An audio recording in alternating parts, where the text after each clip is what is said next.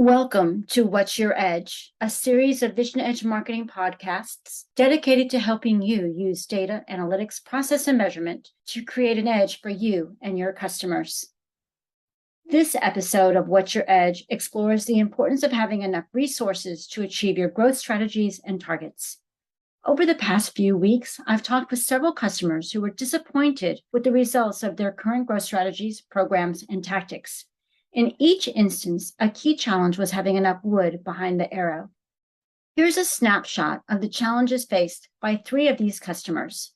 Perhaps one of these scenarios will resonate with your experience. Here are the focal points of the conversations. In one, leveraging events to create conversations with new customers.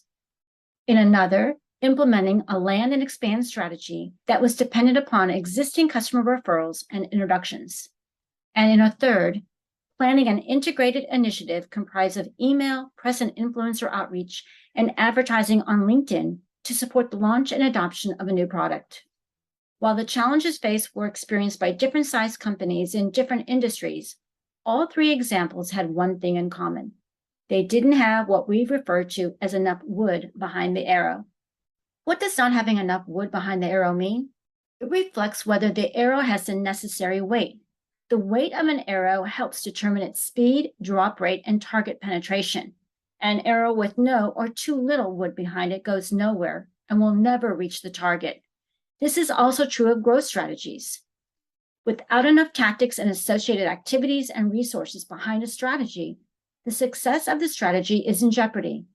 In each of these examples, there was not enough weight in terms of tactics and activities and associated resources to maximize performance for the strategy. Let's delve a little deeper into the first example to illustrate the point. Here are a few details to provide context to their challenge of leveraging an event to create conversations with new customers. The performance target for this event. The sales and marketing teams calculated that at this event, there would be 1,500 people that met their target prospect criteria. Their performance target was that 10% of these qualified prospects, or 150, would follow up on an email, with 10% of these, 15, accepting a meeting. So the goal was 5 qualified prospect conversations per event day. Let's take a look at tactics. The primary tactic was going to be email. The company had access to a list of prospect event attendees, along with the list of potential prospects created by their partners and internal sales team. This list included names, titles, company, email, and LinkedIn addresses and phone numbers. Let's explore the activities. They executed 2 activities. A few weeks in advance of the event, marketing sent an email from a key member of the leadership team that would be attending the event, asking for a meetup at the event. Then each sales representative also sent a personalized email to their contact list with the same request. What were the results? There were only 5 meetings. When probing further, it turned out that only about 20 people responded to the email. The email sent on behalf of the leadership team member had an open rate of 1%, 15 people, with a 5% click-through rate. Let's debrief. They reached out to us to do a debrief to understand how they could improve.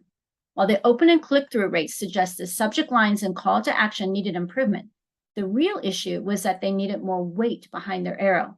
Here's why. The average person receives over 120 emails per day. People are busy.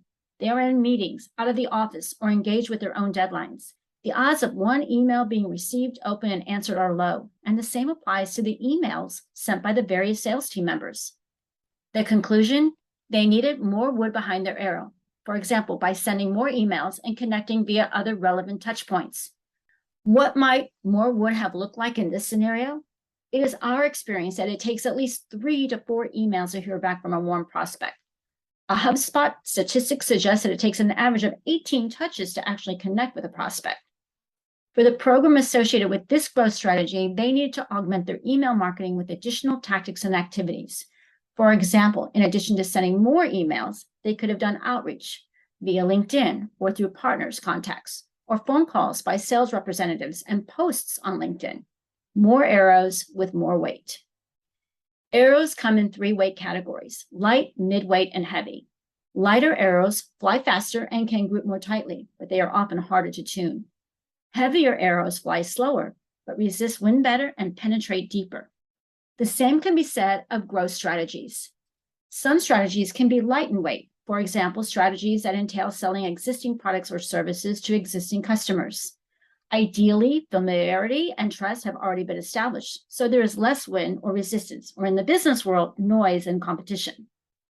Strategies that entail penetrating new markets or connecting with prospects who do not know you with new products or services face more resistance and potentially more competition.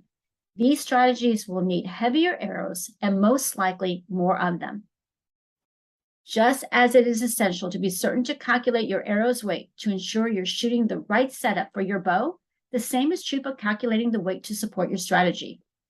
When it comes to arrows, grains per inch, or GPI, is the industry standard for measuring arrow weights. An arrow's GPI determines the arrow's shaft's weight. It includes the arrow's length, diameter, wall thickness, and shaft material.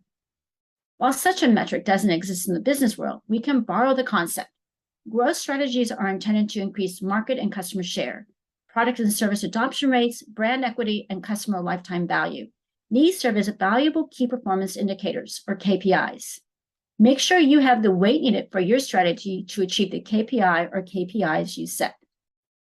It takes more than effort to have enough wood behind the arrow for any strategy to succeed. A strategy without the right tactics and associated activities and resources to support execution will very likely miss the performance target. To ensure your arrows reach and penetrate the target, start with a well-crafted, customer-centric, measurable growth plan. We hope you found this episode of What's Your Edge helpful. What's Your Edge is the creation of Vision Edge Marketing. Vision Edge Marketing, founded in 1999, helps our customers solve the most difficult challenges when it comes to using data, analytics, process, and measurement to accelerate growth, create customer value, and improve performance. We always welcome hearing from you.